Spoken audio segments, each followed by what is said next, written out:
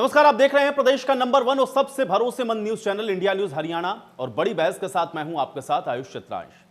Corona संकट के बीच में प्रधानमंत्री नरेंद्र मोदी ने देशवासियों को संबोधित किया और 12 मिनट के संबोधन में प्रधानमंत्री ने कोरोना को लेकर के किसी भी तरह की लापरवाही ना बरतने की सलाह दी है। अब प्रधानमंत्री ने कहा है कि थोड़ी सी लापरवाही हमारी खुशियों को कम कर सकती है, इसलिए हमें यह नहीं भूलना है कि लॉकडाउन भले ही चला गया हो लेकिन वायरस नहीं गया है। अब दरअसल पिछले 7 से 8 महीने में नागरिक के प्रयास से स्थितियां संभली हुई हैं, लेकिन हमें इसको बिगड़ने नहीं देना है। पीएम मोदी ने आगे यह भी कहा कि दुनिया के साधन संपन्न देशों की तुलना में भारत ने अपने ज्यादा से ज्यादा नागरिकों का जीवन बचाने में सफलता हासिल की है। अब कोविड महामारी के खिलाफ लड़ाई में टेस्ट की बढ़ती संख्या हमारी एक बड़ी ताकत रही है। सेवा परमो धर्मा के मंत्र पर चलते हुए हमारे डॉक्टर्स, नर्स इतनी बड़ी आबादी की निस्वार्थ सेवा कर रहे हैं। इन सभी प्रयासों के बीच ये समय लापरवाह होने का नहीं है। प्रधानमंत्री ने यह भी कहा कि कई लोगों ने अब सावधानी बरतना बंद कर दिया है, ये ठीक नहीं है और अगर आप लापरवाही बरतते हैं, बिना मास्क के बाहर निकल रहे हैं, तो फिर आप अपने आप को, अपने परिवार को, अपने परिवार के बच्चों को, बुजुर्गों को उतने ही बड़े संकट में भी डाल रहे हैं। प्रधानमंत्री ने आगे यह भी कहा कि कोरोना के मामले में जब तक सफलता पूरी न मिल जाए, लापरवाही नहीं करनी है। जब तक वैक्सीन नहीं आ जाती, हमें कोरोना से अपनी इस लड़ाई को कमजोर नहीं पड़ने देना है। पीएम मोदी ने अपील के बीच में राहत की बात यह भी बताई कि प्रदेश में पॉजिटिव केस की जो संख्या है उसमें लगातार गिरावट भी दर्ज की जा रही है।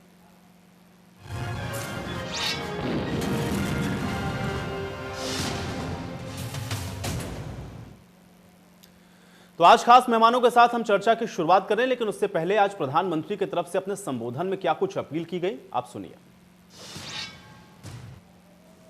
आज देश में रिकवरी रेट अच्छी है, फैटेलिटी रेट कम है।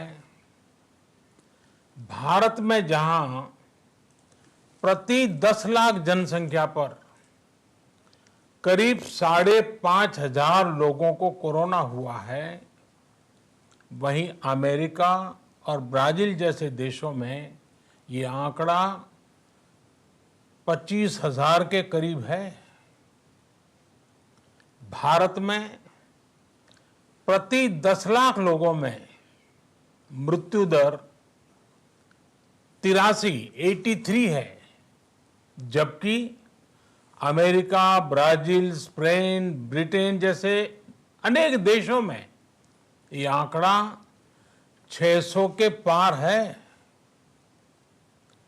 दुनिया के साधन संपन्न देशों की तुलना में भारत अपने ज्यादा से ज्यादा नागरिकों का जीवन बचाने में सफल हो रहा है। आज हमारे देश में कोरोना मरीजों के लिए 90 लाख से ज्यादा बेड्स की सुविधा उपलब्ध है। 12,000 क्वारंटाइन सेंटर्स है। कोरोना टेस्टिंग की करीब 2,000 लैब्स काम कर रही है। देश में टेस्ट की संख्या जल्द ही 10 करोड़ के आंकड़े को पार कर जाएगी।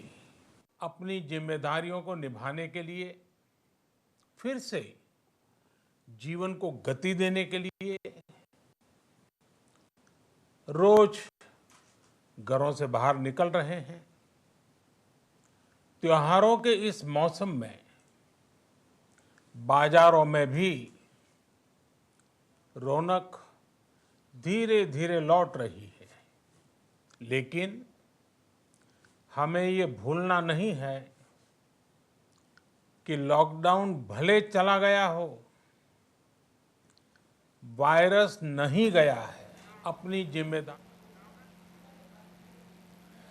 तो चलिए, प्रधानमंत्री के संबोधन को आपने सुना और हमने एक बार फिर से आपको इस संबोधन को भी सुनवाया और आप देख रहे हैं कि कैसे प्रधानमंत्री की तरफ से ये अपील की गई है और प्रधानमंत्री एक बार फिर से देशवासियों को कहीं ना कहीं ये बताने की कोशिश कर रहे थे कि लॉकडाउन हटाया जरूर गया है, अनलॉक की प्रक्रिया अपने अंतिम चरणों में जरूर पहुंच रही है, लेकिन इन सब के बीच में ख्याल इस बात का रखना है कि कोरोना वायरस अभी तक नहीं गया है, वो अभी भी मौजूद है। अगर सावधानी हटती है तो फिर यह वायरस और ज्यादा फैलेगा। इसलिए जिस स्थिति में हम हैं या जिस मजबूती के साथ अब तक कोरोना की लड़ाई देशवासियों ने लड़ी है, उसको आगे भी बरकरार रखना है। और आज इन्हीं विषयों को 15 मिनट के अपने संबोधन में प्रधानमंत्री के द्वारा कहा गया है और आज इसी पर चर्चा करते हैं। कुछ मेहमान मेरे साथ जुड़ चुके हैं, अब उनका परिचय मैं आपके साथ करवा देता हूं। प्रवीण अत्रे जी हमारे साथ जुड़े हुए हैं, प्रवक्ता हैं भारतीय जनता पार्टी के। प्रवीण जी, बहुत स्वागत है आपका इस चर्चा में। वेणु अग्रवाल जी हमारे साथ जुड़े हुए हैं, प्रवक्ता हैं कांग्रेस पार्टी की। वेणु अग्रवाल जी, आपका भी बहुत स्वागत है। रजत पंजेटा जी हमारे साथ जुड़े हुए हैं, प्रवक्ता हैं इंडियन नेशनल लोकदल के। रजत पंजेटा जी, आपका भी बहुत स्वागत है। और इसके अलावा डॉक्टर पुनीता हंसीजा जी हमारे साथ जुड़े हुए हैं, आईएमए अध्यक्ष फरीदाबाद की हैं। आपका भी डॉक्टर पुनीता हंसीजा जी बहुत स्वागत है। आज सबसे पहले प्रवीण अत्रे जी, आपसे ही शुरुआत करते हैं। आज प्रधानमंत्री ने अपने संबोधन में जिन बातों को कहा, कहीं ना कहीं एक बार फिर से देशवासियों को वो ये याद दिलाने की कोशिश कर रहे थे कि कोरोना वायरस अभी भी हम लोगों के बीच में है। लोग थोड़ा लापरवाह ज्यादा नजर आ रहे थे, क्या इसलिए आवश्यकता पड़ी प्रधानमंत्री को एक बार फिर से देश को संबोधित करने की?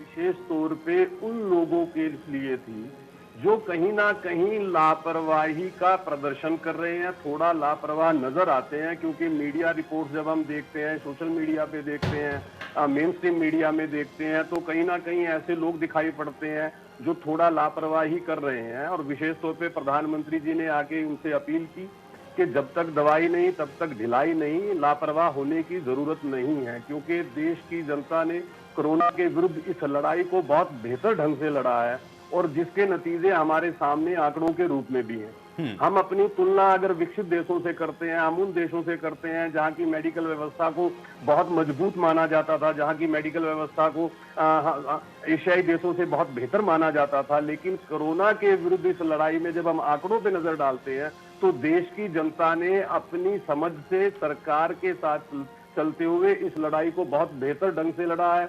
चाहे हम फैटेलिटी रेट की बात करें, चाहे हम कोरोना पॉजिटिव रेट की बात करें, चाहे हम मेडिकल सुविधाओं की बात करें, चाहे हम कोरोना जो सेंटर क्वारंटाइन सेंटर्स की बात करें, चाहे अस्पतालों की बात करें, मतलब मेडिकल क्षेत्र में जिस तरह से देश की जनता के सहयोग के साथ एक बेहतर लड़ाई हमने लड़ी है, तो अब हमारा ये कर्तव्य बनता है कि हम अपने प्रियजनों की सुरक्षा को देखते हुए कतई लापरवाह ना हो। जो सरकार ने हमें एक एसओपी दी है, हमें बताया गया है कि हमने सोशल डिस्टेंस जो है बनाए रखनी है, हमने बार बार अपने हाथ साफ करने हैं, मास्क लगाना है, हमें इन चीजों का अमल करना पड़ेगा और तब तक करना पड़ेगा जब तक इसकी कोई वैक्सीन नहीं आ जाती। इसीलिए विशेष तौर पे प्रधानमंत्री जी ने मीडिया के समय आके पूरे देश को संबोधित किया और उन लोगों से अपील की कि थोड़ा ध्यान रखें, क्योंकि आगे आगे फेस्टिवल सीजन आ रहा है, त्योहार का सीजन आ रहा है। देश के अंदर सभी लोगों के लिए बहुत खुशी का माहौल होता है, लोग त्योहार मनाते हैं। हमें अपने त्योहार भी मनाने हैं, लेकिन हमें उन मानकों का भी पालन करना है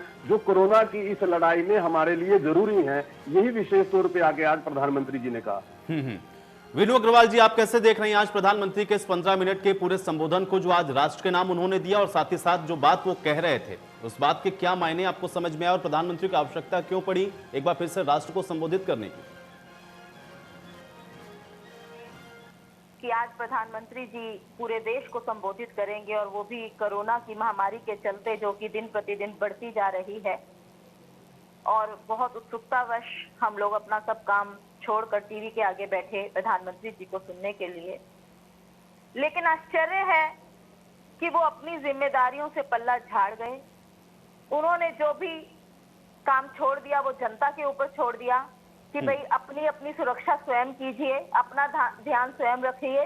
अब त्योहारी सीजन आ रहा है, लॉकडाउन सब खुल गए हैं, सब जगह इन्होंने हर तरह के सिनेमा, बैंकेट हॉल, सब तरह कोई ढिलाई दे दी है। और अब आप लोग अपना ध्यान स्वयं रखिए, अब सरकार आपका कुछ नहीं कर सकती। जो कहने का कंक्लूजन ये था। इतने बिजी शेड्यूल में से देश के प्रधानमंत्री आते हैं, कुछ तो देकर जाते, कुछ तो तोहफा देकर जाते देश को। वो तो देश को केवल संदेश, देश को केवल एक मशवरा दे गए कि आप अपना ध्यान स्वयं रखिए, आप आत्मनिर्भर बनिए। देश आपके लिए, सरकार आपके लिए कुछ नहीं कर सकती, सरकार आपको रोजगार नहीं देगी, सरकार। लेकिन वीणु अग्रवाल जी, इसमें गलत क्या है? लोगों को अपना ख्याल रखना चाहिए। अगर ये बात देश का प्रधानमंत्री कह रहा है तो उसमें क्या गलत है? बिल्कुल बिल्कुल इसमें मैं क्या नहीं गलत है, है? लोगों चाहूंगा को बहन जी अपना का। ध्यान रखना चाहिए, बिल्कुल ये तो सब जानते और ये हैं। तो आप भी जानते हैं कि भाई बिना जागरूकता के तो नहीं लड़ सकते ना इससे, क्योंकि जब हम अपना बचाव करेंगे तभी हम दूसरे को भी बचा पाएंगे, क्योंकि वैक्सीन तो है नहीं, ना दवा है ना वैक्सीन है, तो जागरूक तो करना चाहिए। मुझे लगता है कि आप लोगों के भी शीर्ष नेतृत्व को करना चाहिए, जनता तक जिसका भी मैसेज बढ़िया पहुंचे उसको पहुंचाना चाहिए। बात समझिए ना कि आयुष, मैं जवाब देना चाहूंगा बहन जी। आऊंगा प्रवीण जी, मैं आपके पास आऊंगा, वीनू जी की बात कंप्लीट हो जाए। केवल इस बात को कहने के लिए आप ये बताइए कि वो कहते हैं रिकवरी रेट बढ़ गया है, लेकिन हम कहते हैं कि टेस्टिंग कम हो गई हो। आप बताइए कि आज सरकार क्या कर रही है कोरोना के लिए। शुरू में उन्होंने इतना ड्रामा किया, एक घर में एक कोरोना पेशेंट होता था, वो पूरी की पूरी कॉलोनी सील करके चले जाते थे। आज उस घर के बाहर पोस्टर भी नहीं लग रहा। तो कोरोना ढीला पड़ गया या पेशेंट मजबूत हो गया या देश ने उनके लिए बहुत कुछ किया। प्रधानमंत्री जी कहते हैं मेरे पास 90 लाख बेड है, यानी 125 करोड़ जनता के लिए 1 करोड़ बेड की भी व्यवस्था हमारे पास नहीं है। ये कंपैरिजन करते हैं अमेरिका और ब्राजील से। आज पूरे के पूरे विश्व में भारत दूसरे नंबर पर है कोरोना में। आप देखिए कि कंपैरिजन करना है, आप अच्छी चीजों में करिए, आप मैं जवाब देना चाहूंगा। चलिए। विकास में करिए। चलिए वीनू जी, मुझे लगता है कि आपने जो आरोप लगाए उसका जवाब फिर अब प्रवीण अत्रे जी देंगे। प्रवीण जी, मैं आपके पास आऊंगा, एक एक करके मैं सबसे एक एक कमेंट ले लेता हूं, आराम से आप जवाब दीजिएगा, क्योंकि आज आपके लिए बहुत सवाल होंगे। रजत पंजेटा जी, आज प्रधानमंत्री आए, 15 मिनट का संबोधन उन्होंने दिया। वीनू अग्रवाल जी कह रहे हैं कि वो अपना पल्ला झाड़ते हुए नजर आ रहे थे दरअसल, और इस वजह से प्रधानमंत्री आके लोगों को यह संदेश देकर के गए कि आप लोग अपना ख्याल खुद रखिए, सरकार कुछ नहीं करने वाली। क्या इस बात से आप इत्तेफाक रखते हैं?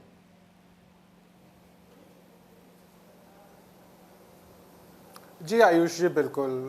जैसे कि आज देश के प्रधानमंत्री आए थे, हमें लगा था कि कोई नई चीज़ सामने आएगी, मगर उन्होंने वही अपना मास्क लगा लीजिए, सोशल डिस्टेंसिंग और यही सब सेम चीज़ें कही। मेरे को आयुष जी एक बात समझ नहीं आती, एक तरफ तो ये सावधानी बरतने की बात करते हैं और दूसरा अगर ये केसेस बढ़ रहे हैं इतने, और 7,60,60,000 के आसपास केसेस आज की डेट के अंदर हैं, तो मुझे ये ताज्जुब होता है और मुझे हैरानी होती है कि ऐसे टाइम के अंदर चुनाव ये लोग करा रहे हैं और बिहार का उप मुख्यमंत्री कहते हैं कि कोरोना है ही नहीं है, बचकाना बयान देते हैं। प्रधानमंत्री ने जो एक बार एक बयान दिया था, आपको याद होगा, कि हम ये कोरोना की लड़ाई 21 दिन में जीत लेंगे। दूसरा, ये भाजपा के प्रवक्ता एक बात कर रहे थे, विकसित देशों के मुकाबले हमारी टेस्टिंग 60 गुना कम है। और दूसरा, जो हमसे देश नीचे हैं, बांग्लादेश, वियतनाम वगैरह जो हैं, वहाँ पे मृत्यु दर कहीं 0.6 है, कहीं 0.8 है। अगर आप आंकड़े देखेंगे, मैं अपने भाजपा के मित्र ये बड़ा गूगल करते हैं, कम से कम जो अपने से कम विकसित देश हैं उनके आंकड़े भी देखिए कि वहाँ मृत्यु दर क्या है। आज ये प्रधानमंत्री जी ने सिर्फ क्या कुछ नई चीज़ कही, कोई नई घोषणा। वैक्सीन हमारे पास है नहीं, प्रधानमंत्री जी ये कहते हैं हमने जान बचाने में कामयाबी हासिल करी। मैं एक बात पूछना चाहता हूं, जब वैक्सीन नहीं है, हमने 450 के आसपास डॉक्टर को दिए। अभी पिछले दिनों एक आईपीएस ऑफिसर की डेथ हो गई थी, उससे पहले एक आईएएस की डेथ हो गई थी। जब हम इतने अपने डॉक्टर्स को, अपनी नर्सेस को, अपने स्टाफ को बचाने में ही कामयाब नहीं है, तो हम किस बात की वाई लूटते हैं? पहले तो ये बात मेरे को ना बड़ा नहीं, लेकिन रजत पंजेटा जी, भाई देखिए, यही बात तो प्रधानमंत्री जी कह रहे थे ना कि जब इसकी वैक्सीन नहीं है, इसकी दवा नहीं है, तो लोगों को जागरूक ही तो करना है ना। इसके अलावा और इसका इलाज क्या है? अगर लोग नहीं समझेंगे, जो लापरवाही बरतेगा वो इसकी चपेट में आएगा, इसीलिए जागरूक करने आए थे। आयुष, और ये तो करना ही चाहिए शीर्ष नेतृत्व को, सभी पार्टियों के नेतृत्व को ये करना चाहिए, जिसका जितना आधार है, जिसको जनता जितना समझती है, जानती है, सुनती है, उसके आधार पर वो खुद उसका जो फैसला है या उसकी जो कही बात है उसको इंप्लीमेंट करेगी। तो इसमें क्या बुराई है अगर प्रधानमंत्री कहते हैं कि आप लोग जागरूक हो जाइए? आयुष जी, तभी तो, अगर जागरूक तो जनता है ही, इतने अगर खतरा है तो चुनाव कराना इतना क्या? अब वेट करिए, कोरोना को खत्म होने दीजिए। बाहर आंकड़े इसलिए बड़े हुए हैं, बाहर सर्दियां शुरू हो गई हैं, वहां सेकंड वेव आ गई है जो उससे भी घातक है। ये इसके बारे में कोई ना इनको जानकारी होगी ना ये बात करेंगे। आप अगर अभी भी देखें, यूरोप के अंदर, अमेरिका के अंदर जो सेकंड वेव है वो फर्स्ट वेव से भी घातक साबित हो रही है।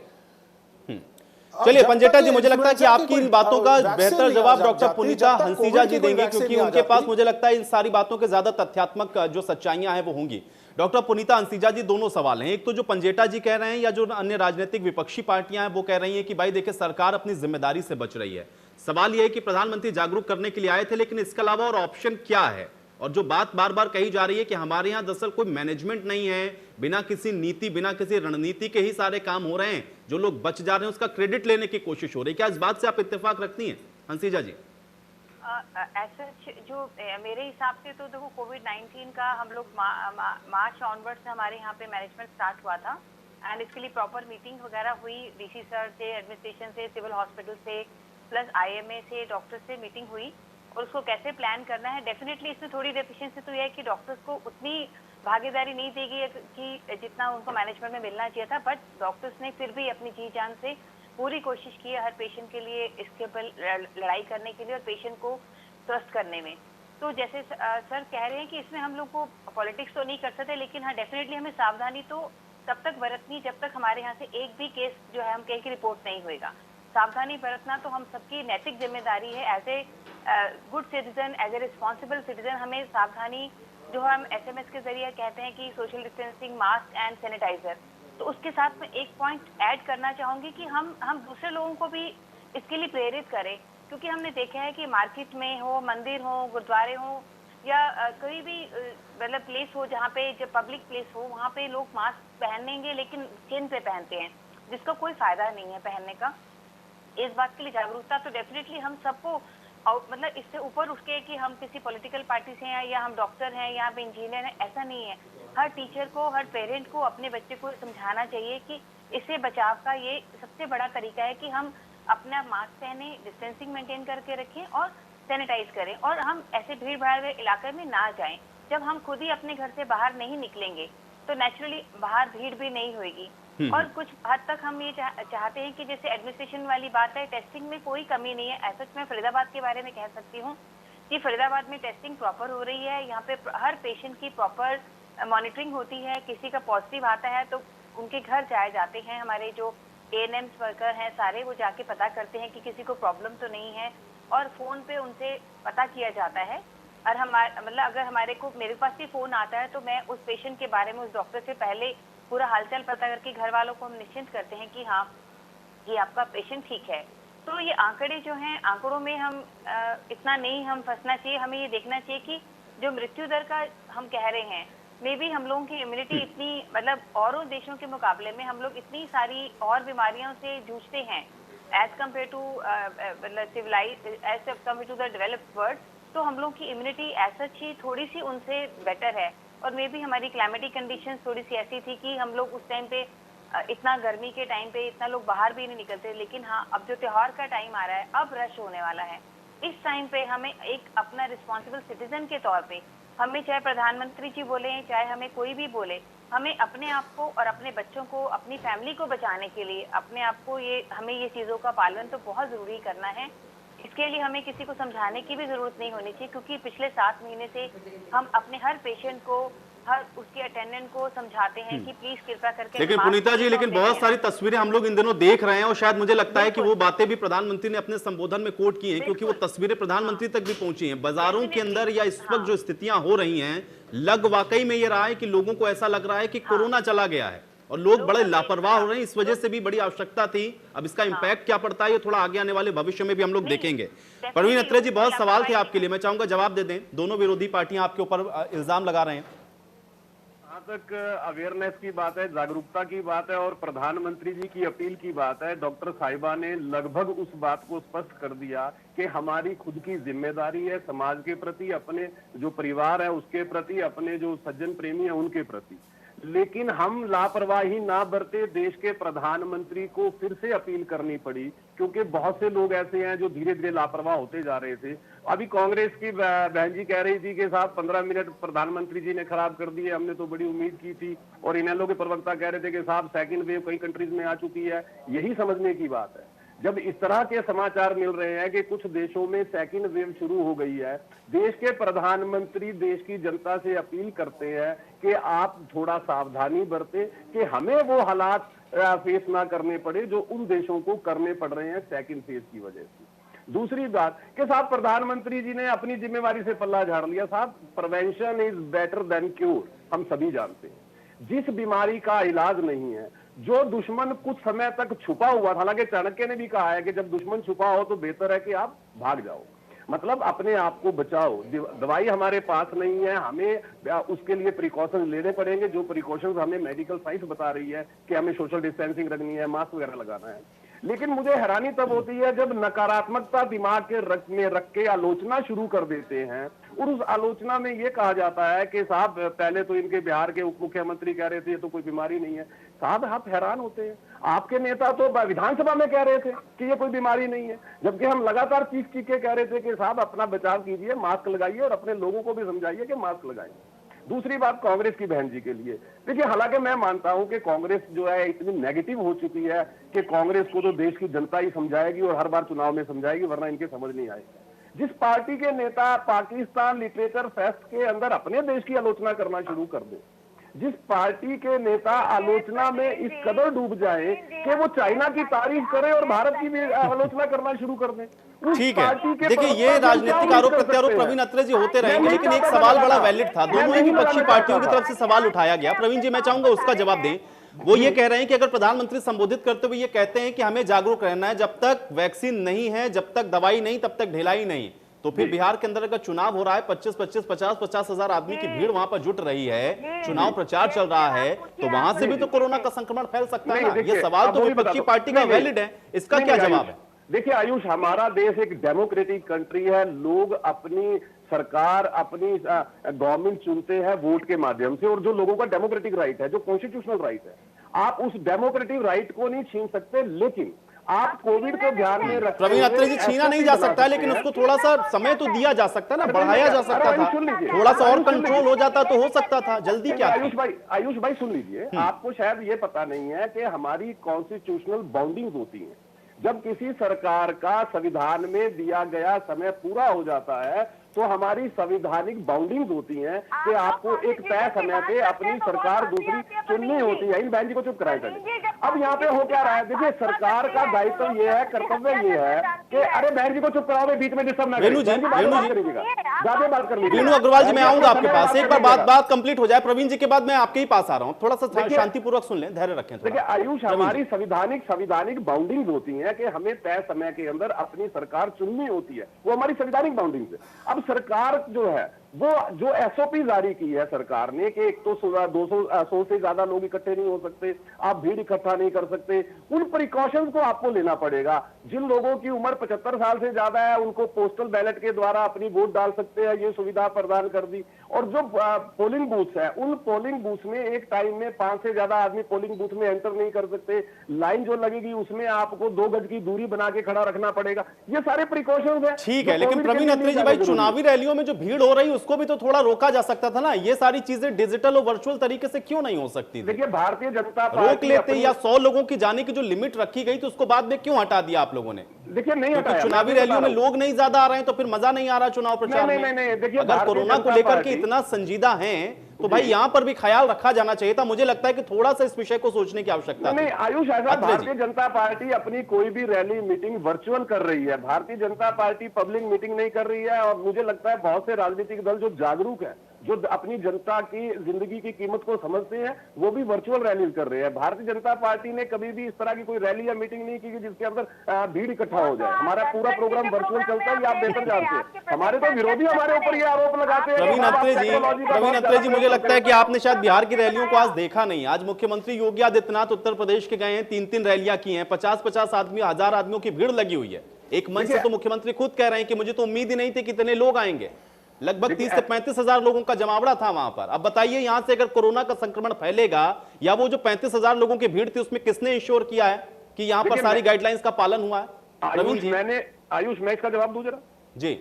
मैं देखिए ऐसा है, जिस रैली का आप जिक्र कर रहे हैं, मैं यहाँ पे मुझे इस बात को स्वीकार करने में कोई ऐतराज नहीं है। मैंने खुद नहीं देखा, मेरी जानकारी में नहीं, लेकिन मैं आपकी बात पे विश्वास करते हुए ये बात कहूंगा जो अगर आप कह रहे हैं, अगर इस तरह से हुआ है तो प्रशासन को इस बात के लिए चिंता करनी चाहिए और प्रशासन को इसके ऊपर सख्ती करनी चाहिए, क्योंकि हमारी जो पहला धर्म है वो ये है कि ये बीमारी ना फैले, हमारी जनता जो है वो सुरक्षित रहे। हालांकि मुझे जानकारी नहीं है, इसलिए मैं आपकी बात पे विश्वास करके ये बात कह रहा हूँ। ठीक है प्रवीण जी, थोड़ा जानकारी ले लीजिएगा, मैं आपको बता रहा हूँ इसीलिए।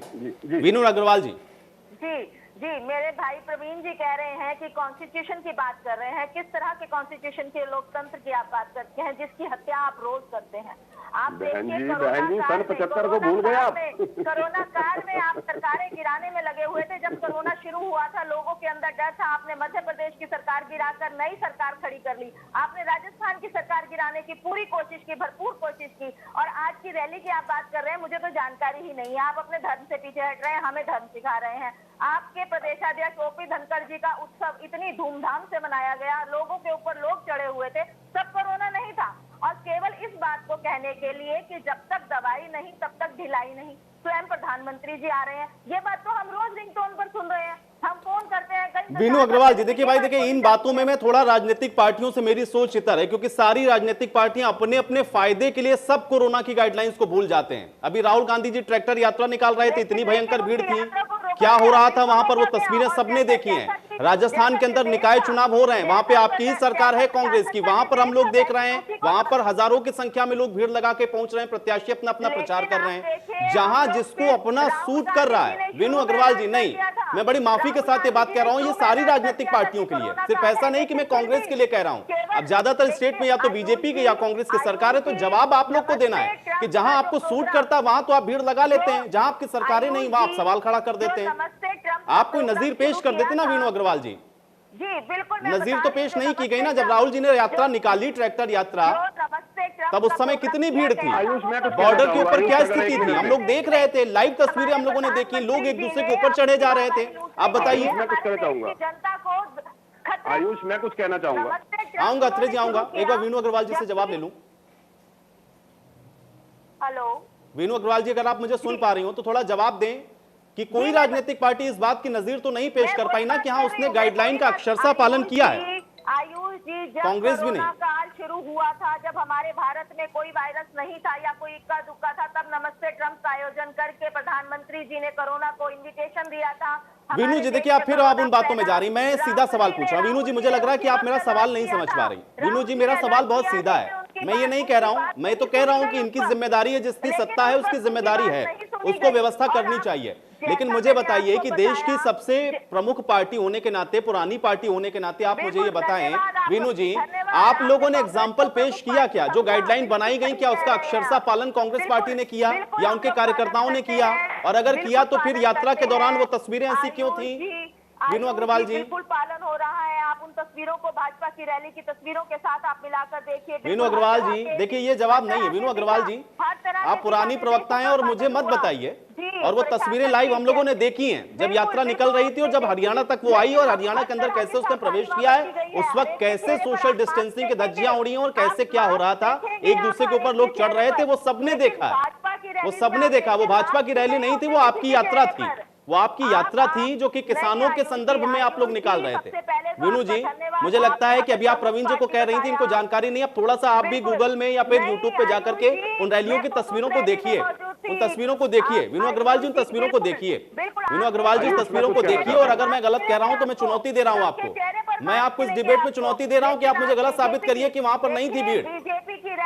वो बीजेपी की रैली नहीं थी, वो आपकी यात्रा थी, वो आपकी यात्रा थी। इनकी रैलियों में भीड़ है, उसके लिए मैंने उनसे पूछा, इनकी रैलियों में भीड़ है, उसके लिए मैंने पूछा। प्रवीण अत्रे जी के पास जानकारी नहीं थी, मैंने बताया। आज 3-3 चुनावी जनसभाएं हुई हैं, हजारों की संख्या में लोग थे वहां पर। लेकिन आप भी अपनी जानकारी को दुरुस्त करिए वीनू अग्रवाल जी। रजत पंजेटा जी, रजत पंजेटा जी, इनेलो ने क्या नजीर पेश करी और जो गाइडलाइन है उसका अक्षरशः पालन हो जाए? भाई राजनीतिक पार्टियों को भी तो सुनिश्चित करना चाहिए ना। रजत पंजेटा जी। आयुष जी, बिल्कुल। आप आज पहली बारी जो पूरा का पूरा डिबेट का उद्देश्य है, सरकार सेंटर में बीजेपी की है। अगर बीजेपी आज से 3 महीने पहले एक ज्योतिरादित्य सिंधिया जी की मध्य प्रदेश के अंदर इन्होंने एक भाजपा वालों ने एक बहुत बड़ा सम्मेलन किया था, वहाँ हजारों लोग, मतलब 1 लाख के आसपास तो लोग इकट्ठे हुए थे, वो भी आपको देखने को मिल जाएगा। बीजेपी जो है लगातार अपने फंक्शंस, ऐसी भीड़ जुटाई जा रही है। ये क्या एग्जाम्पल सेट कर रहे हैं कि और जो है पार्टियां, उनके लिए कोरोना है। विधानसभा का सत्र चलना था 3 दिन के लिए, वो 3 घंटे में खत्म कर दिया गया। कोरोना है। अपने इनके जलसे, चाहे धनखड़ जी का हो, चाहे और हो, दुनिया जहान के अपने इनके प्रोग्राम होते हैं, वहां ये हजारों की भीड़ खुद जुटाते हैं, खुद एग्जाम्पल ये सेट करते हैं और ये चाहते हैं कि दूसरे राजनीतिक दल जब आए तो उनके ऊपर इल्जाम लगा दिया जाए कोरोना है। इसी तरह आप विधानसभा छोड़िए, जब लोकसभा का भी आया तब भी कोरोना है, उसको भी खत्म कर दिया गया। आप मुझसे सबसे महत्वपूर्ण सवाल, अगर कोरोना है, सारा कुछ है, आज मैं इनसे एक सवाल पूछना चाहता हूं, ये जो 3 कृषि बिल ये जो ऑर्डिनेंस के रूप में लेके आए थे, उनको लाने की जल्दी के पीछे एक कारण बता दें बस। उनको लाने की जल्दी क्या थी, वो कारण, वो वजह क्या थी जिसकी वजह से ये कृषि बिल लेकर आए, ये नहीं बता पाएंगे। दूसरा, हाँ, बहन जी ट्रंप की बात करी थी, नमस्ते ट्रंप, बिल्कुल मैं उनकी बात से सहमत हूं। इनके मोदी जी के जो दोस्त हैं, इन्होंने हाउडी ट्रंप कराया, यहां पे कराया।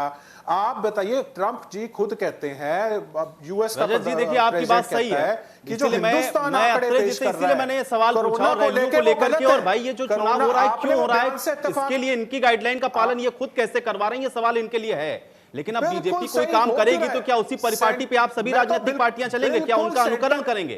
अगर आप चाह रहे हैं कि कोरोना ना फैले, आपको पता है कि यहाँ सोशल डिस्टेंसिंग रखना जरूरी है, तो बीजेपी जो कर रही है उसका विरोध करिए और आप लोग उस काम को मत करिए। लेकिन राजनीतिक पार्टियां उसमें कोई पीछे नजर नहीं आ रही हैं, वो कर रहे हैं तो आप उनसे दूसरी शक्ति से दूसरा शक्ति प्रदर्शन कर रहे हैं। ये क्यों हो रहा है, मेरा सवाल ये है।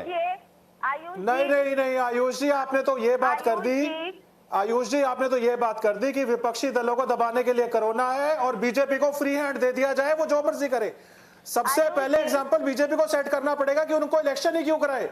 2 महीने में सुनने में खबरें आ रही है, हो सकता है 2 महीने के अंदर वैक्सीन कोई आ जाए। क्या 2 महीने और इंतजार नहीं हो सकता था? क्या इलेक्शन जनवरी फरवरी में नहीं हो सकता था? क्या वैक्सीन आने तक की ये भाजपा सरकार वेट नहीं कर सकती थी? ये देखिए आयुष जी, ये बड़ा ना, ये दूसरों को उपदेश देने के लिए ये बहुत अच्छा है। सरकार जिसकी होती है, लॉकडाउन किसने कराया? क्या मोदी जी के कहने से देश में लॉकडाउन हुआ क्या? नहीं। अनलॉक किसने किया? क्या मोदी जी के कहने से हुआ क्या? पंजेटा जी देखिए, जिम्मेदारी सरकार की होती है, लेकिन आप लोगों की जिम्मेदारी क्या है भाई? एक आम नागरिक होने के नाते क्या जिम्मेदारी है, या मेरी क्या जिम्मेदारी है? जो गाइडलाइंस है उसका पालन करना मेरी जिम्मेदारी है ना। अगर ये गलत करेंगे तो इनको गलत बोलना मेरी जिम्मेदारी है। लेकिन आप लोगों की समस्या यह है कि आप लोग इनको गलत तो बोलते हैं लेकिन उसका पालन आप लोग खुद नहीं करते हैं। मेरा सवाल सिर्फ इतना है, ये गलत कर रहे हैं, आप इनको बोलिए गलत कर रहे हैं। मैं खुद पूछ रहा हूं भाई, आपकी रैली में क्यों 25,000 आदमी पहुंचा? मैंने पहला सवाल पूछा ना अत्रे जी से यही कि आपकी रैली में क्यों पहुंचा? आप खुद ही गाइडलाइन का पालन नहीं कर रहे हैं। रैली मैंने देखी थी, लेकिन आप मुझे ये बताइए कि राजनीतिक पार्टियां भी अपने स्तर पर, भाई आप मुझे बताइए ना कि क्यों आप लोग उनका अनुकरण कर रहे हैं? अगर ये करते हैं, 1000 आदमी को इकट्ठा करते हैं, तो आप लोग भी रैली करके इकट्ठा कर लेते हैं, क्यों भाई? आयुष जी, जो बिहार की रैली थी उसमें 1 लाख नहीं, कम से कम 25,000 लोग थे, और वहां जो सुशील मोदी है वो गदगद होके कह रहे थे, भीड़ देख के कह रहे थे कि कहां है कोरोना, कोरोना है ही नहीं, कोरोना हमने खत्म कर दिया। वो भीड़ से इतने उत्साहित हो गए। बिल्कुल सही बात कर रहे हैं पंजेटा जी, लेकिन आगे से कोई रैली अगर हो इंडियन नेशनल लोकदल की, अगर इंडियन नेशनल लोकदल की कोई रैली हो तो उसमें ये इंश्योर हो जाए, इंडियन नेशनल लोकदल इंश्योर करे कि लोग वहां नहीं जुटेंगे, तब आप लोग एग्जाम्पल सेट कर पाएंगे और इनको आईना दिखा पाएंगे। नहीं तो आप लोग सारे लोग एक ही प्लेटफॉर्म पे नजर आएंगे। डॉक्टर पुनीता हंसीजा जी, क्या वो गंभीरता नजर आ रही है आपको? और क्या इस तरीके से आपको लग रहा है कि भाई प्रधानमंत्री तो कह देंगे कि हाँ जागरूक हो जाइए, लेकिन साथ में चुनाव भी होंगे, रैलियां भी होंगी, लोगों की गैदरिंग्स भी होंगी, फिर फेस्टिवल का सीजन भी है, कैसे निपटेंगे इससे?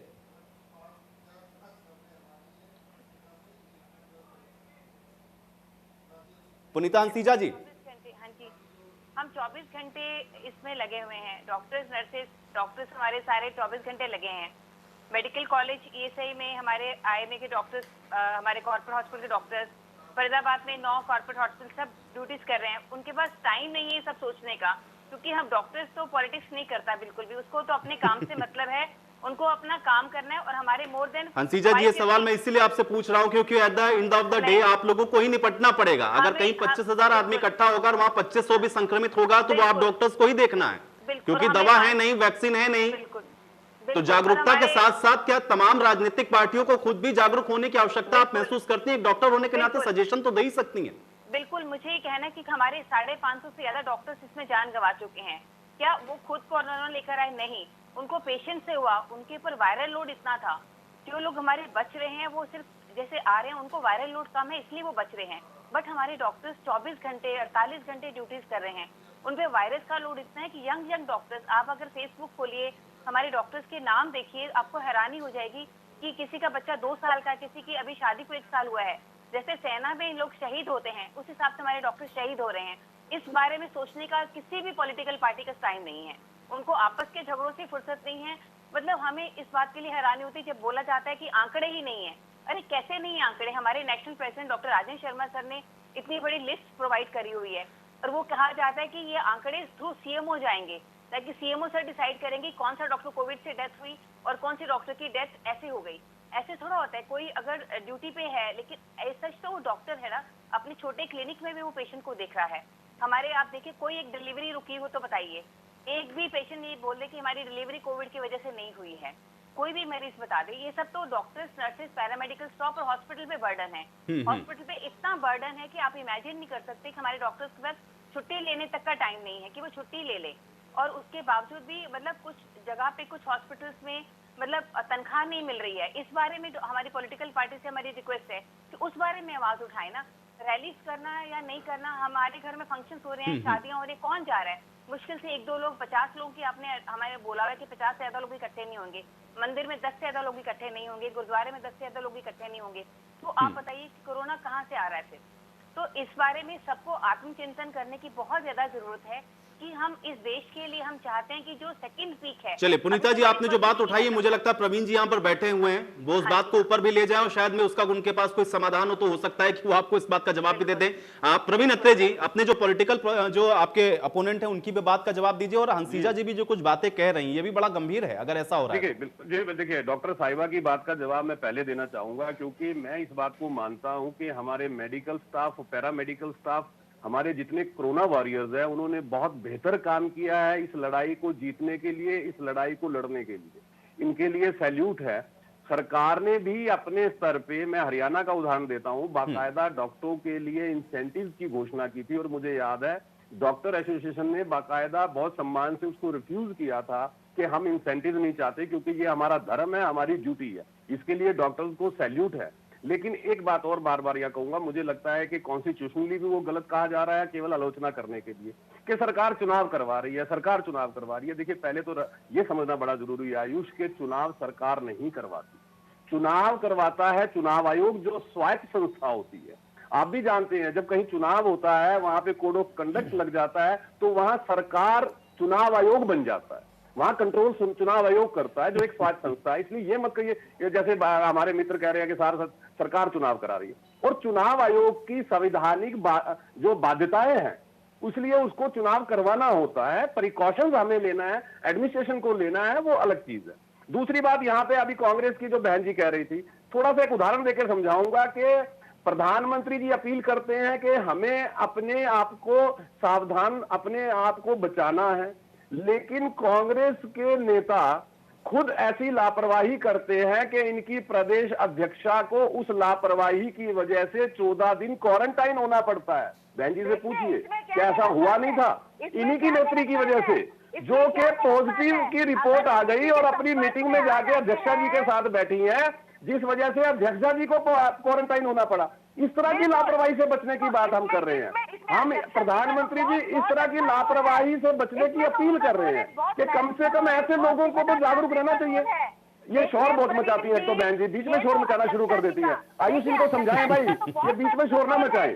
जब मैं सुन रहा था, विनोद अग्रवाल जी, देखिए मैं सबको बराबर समय दे रहा हूँ। विनोद अग्रवाल जी, मैं सबको बराबर समय दे रहा हूँ, मैं आपको पूरा समय दूंगा, आप आराम से जवाब दीजिएगा। थोड़ा आराम से करके सबकी बातें सुनते हैं, एक बार सुन लें अत्रे जी क्या कह रहे हैं, आप आराम से जवाब दीजिएगा।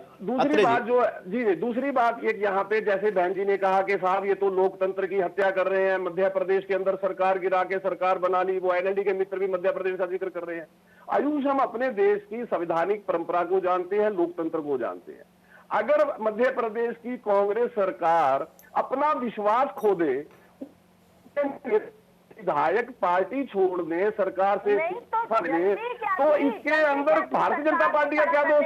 भाई साहब, आप अपनी सरकार में अपने विधायकों को संभाल नहीं पाए, उन्होंने स्वयं अपने नेता पे विश्वास खत्म कर दिया, उन्होंने इस विश्वास खत्म करके इस्तीफा दे दिया। अब हमारा संविधान ये कहता है कि जहां पे ऐसी स्थिति बन जाए तो वहां जो सेकंड लार्जेस्ट पार्टी है, गवर्नर उससे पूछता है कि भाई अगर आपके पास बहुमत है तो आप आ जाइए। हमारे पास बहुमत था, हमने जाके गवर्नर साहब को कहा कि साहब हमारे पास बहुमत है, हमें मौका दे दीजिए। उन्होंने हमें मौका दे दिया। साहब ये सरकार गिराना कैसे हो गया? सरकार गिनाना वो है जो 1982 में चौधरी देवीलाल के साथ। लेकिन अत्रे जी, एक सवाल का जवाब तो देना पड़ेगा ना। कथनी और करनी में अंतर दिखना नहीं चाहिए। कथनी और करनी जो है वो बिल्कुल समान होनी चाहिए और वो नजर आनी चाहिए। प्रधानमंत्री अपील कर रहे हैं, अच्छी बात है, प्रधानमंत्री की अपील का असर भी होता है, पूरे देश ने देखा है। लेकिन अगर ये जो रैलियां हो रही हैं जिसमें आप लोगों ने स्टार प्रचारकों की जो लिस्ट है उसको भी जारी किया है, तमाम बड़े बड़े चेहरे आपके जाकर के चुनावी सभाओं को संबोधित कर रहे हैं, आवश्यकता इसकी क्या थी? अगर संजीदगी है तो भारतीय जनता पार्टी भी नजीर को पेश करती कि हम वर्चुअल रैलियां करते हैं, हम पटना से रैली करेंगे, सब जगह वर्चुअल तरीके से हम उसको दिखाएंगे, लोगों तक मैसेज जाएगा, जिसको वोट देना होगा वो देगा। लेकिन रैलियां करना उसी तरीके से जैसे आम दिनों में हुआ करता था, स्टार प्रचारकों का जाना, हजारों की संख्या में लोगों का जुटना, नजीर तो आप लोग भी पेश नहीं कर पा रहे हैं ना। अत्रे जी, आवश्यकता क्या है इस चीज की? मैं उस केवल आवश्यकता की बात कर रहा हूं। जरूरी क्या है ज्यादा, लोगों की जान बचाना या चुनाव प्रचार करना? देखिए आयुष, मैं आपको उदाहरण देके बताता हूँ। हरियाणा के अंदर, बड़ौदा के अंदर उपचुनाव है। भारतीय जनता पार्टी ने स्टार प्रचारकों की लिस्ट जारी की। भारतीय जनता पार्टी ने अपने, क्योंकि 54 गांव पड़ते हैं इस विधानसभा क्षेत्र में, भारतीय जनता पार्टी ने 27 नेताओं की ड्यूटी लगा के हर एक नेता को 2 गांव बन दे दिए कि आपने इन 2 गांव में प्रचार करना है। अब 2 गांव में प्रचार करना है, डोर टू डोर, रैली नहीं करनी, डोर टू डोर जाना है, मतदाता से सीधा संपर्क करना है, मतदाता को जाके वोट डालने का निवेदन करना है। हम कोई रैली नहीं कर रहे, कोई भीड़ इकट्ठा नहीं कर रहे हैं, मैन टू मैन कांटेक्ट कर रहे हैं। तो ये अच्छी बात है, ये अच्छी बात है, इसको अप्रिशिएट करना चाहिए। लेकिन बिहार के अंदर ऐसा क्यों नहीं हो रहा है भाई? क्योंकि कोरोना तो ब्रॉडर वे में देखेंगे ना, हम लोग पूरे देश की बात हो रही है, प्रधानमंत्री की बात हो रही है, तो देश की बात हो रही है। जी बिल्कुल बिल्कुल। बिहार में इंप्लीमेंट क्यों नहीं कर पा रहे हैं? क्यों चुनावी जनसभाओं की आवश्यकता हो रही है वहां पर? सवाल तो ये है ना, क्योंकि कोरोना अगर फैलेगा तो वो फिर कहीं से कहीं स्प्रेड करेगा। जी मैं आयुष, क्यों हो रहा है? मैं आपकी बात को समझ रहा हूं, इसीलिए मैंने, जब आपने ये सवाल किया था तब मैंने उसी वक्त ये जवाब दिया था, और मैंने ये बड़ा स्पष्ट तौर पे कहा कि प्रशासन को इसके बारे में गंभीरता से सोच के कोई सख्त कदम उठाना चाहिए। मैंने उसमें भी कोताही नहीं, क्योंकि मैं ये नहीं कि भारतीय जनता पार्टी का प्रवक्ता हूं तो मैं किसी ऐसी नेग्लिजेंस के खिलाफ नहीं बोलूंगा, मैंने ऐसा नहीं किया। लेकिन मेरा केवल एक कहना है कि जब देश के प्रधानमंत्री आके अपील करते हैं, जैसे कि आयुष आपने भी कहा कि वो देश के सर्वमान्य नेता है, विश्व में उनकी बात को सुना जाता है। जब वो कोई अपील करते हैं तो देश की जनता के साथ साथ विदेशों में लोग उनकी बात को सुनते हैं, और उन्होंने अपने उस कर्तव्य का पालन करते हुए जागरूक रहने के लिए, सावधान रहने की एक अपील की। लेकिन विपक्षी मित्र केवल इसलिए आलोचना कर रहे हैं क्योंकि उनको, शायद मुझे लगता है, कांग्रेस के संदर्भ में विशेष तौर पे कहूंगा, आपको याद होगा राहुल गांधी ने शुरुआत में ये कहा था कि साहब लॉकडाउन की जरूरत नहीं है, लॉकडाउन आपने क्यों कर दिया। उसके बाद राहुल गांधी स्थिति में आगे, शुरुआत में कहा कि लॉकडाउन क्यों कर दिया, और बाद में कहने लगे कि साहब अब तो लॉकडाउन की बड़ी जरूरत है। और दूसरा, आपको याद होगा राहुल गांधी की वो बयान भी, जिन बयानों के अंदर राहुल गांधी ने बाकायदा जो आंकड़े हैं उनको झुटलाते हुए ये बात बोल दी कि साहब हमारे पास जो मेडिकल सुविधाएं हैं वो नहीं है, सरकार मेडिकल सुविधा नहीं दे पा रही। आपके साथ डिबेट में था आयुष में, और आपको याद होगा मैंने ये चैलेंज करके कहा था कि हरियाणा का एक उदाहरण नाम लेके बता दीजिए जिस व्यक्ति को मेडिकल सुविधा ना मिली हो। मैं आज फिर वो बात दावे से कह रहा हूँ, हरियाणा का एक नाम बता दीजिए। चलिए अब एक करके जवाब ले लेते हैं। वेणु अग्रवाल जी, वेणु अग्रवाल जी। आयुष जी, सबसे पहले तो जो डॉक्टर साहिबा हमारे साथ हैं, मैं उनके माध्यम से और इस मंच के माध्यम से सभी कोरोना वॉरियर्स को सैल्यूट करती हूँ कि उनका बहुत बड़ा रोल है, और अगर आज वो ना होते तो हम इतना कोरोना फाइट ना कर पाते। दूसरी बात, प्रवीण अत्रे जी जैसे कह रहे हैं कि हमारी प्रदेशाध्यक्ष को आइसोलेट होना पड़ा, तो क्या वो उनकी गलती थी? ये तो उनकी गलती नहीं थी, आपकी दूसरी नेत्री की गलती थी, जो पॉलिसी होते हुए उनके पास चली गई थी। केस के ऊपर बात नहीं कर सकते, हर किसी का अपना पर्सनल व्यू होता है। मैंने अध्यक्षा जी की गलती नहीं बोला है मैडम, मैंने उस नेत्री के बारे में नहीं। देखिए भाई, कोरोना को लेकर के किसी भी तरीके का कोई वो नहीं भाई, किसी को भी हो सकता है, सावधान रहना है, बस सावधान रहना है। केवल सब समझ जाएं अगर, तो मुझे लगता है कि इस समस्या का हल निकल जाए। सावधान रहना है बस। होने के बावजूद उन्होंने खुद को आइसोलेट करके एक बहुत बड़ी जिम्मेदारी का उन्होंने। बहन जी, मैं केवल उस महिला नेत्री की बात कर रहा हूं जो पॉजिटिव रिपोर्ट आने के बावजूद आपकी अध्यक्षा से जाके मिली थी, जिस वजह से अध्यक्षा को क्वारंटाइन होना पड़ा। चलिए प्रवीण जी, अब देखिए समय मेरे पास कम है, थोड़ा वेणु जी को बोल लेने दीजिए। वेणु अग्रवाल जी, सबसे इम्पोर्टेंट बात मैं कहना चाहूंगी कि प्रधानमंत्री जी, हमारे माननीय आ रहा हूं पंजेटा जी, आ रहा हूं आपके पास। वेणु जी की बात कंप्लीट हो जाए आपके पास। हमने उनको सुना, बहुत अच्छा लगा, लेकिन शायद एक बात वो भूल गए, और मैं यह सलाह एक सुनीता जी से भी लेना चाहूंगी कि क्या हमें उन्होंने सावधानी बरतने को कहा। साथ साथ क्या हमें इस तरह एजुकेट नहीं करना चाहिए कि जो मास्क हम लोग यूज कर रहे हैं उसके डिस्पोजल के ऊपर कोई एजुकेशन अभी तक सरकार ने नहीं दी, कि उसके डिस्पोजल के ऊपर सरकार ने कोई कदम भी नहीं उठाए, कि अगर कोरोना पेशेंट जा रहा है और वो अपना मास्क वहीं पर उतार कर फेंक देता है तो क्या वो एनवायरनमेंट को पॉल्यूट नहीं कर रहा है, क्या उससे खतरा और लोगों को नहीं है? तो इस बात को इसी लापरवाही से तो बचना है बहन जी, यही लापरवाही नहीं हमें करनी। तो ये सरकार क्यों भूल रही है? क्यों नहीं उन्होंने इसके ऊपर कदम उठाए? क्या उन्होंने मास्क डिस्पोजल के ऊपर कदम उठाए हुए चलिए, क्या उन्होंने इसको पंजेटा जी लोगों को ऊपर वो चालान काटने के लिए बहुत आगे हैं, लेकिन क्या बहन जी मोदी जी ने ठीक है, रजत पंजेटा जी ऊपर आके अपील की थी जब वेणु अग्रवाल जी आपने सवाल पूछ लिया, ठीक है पंजेटा जी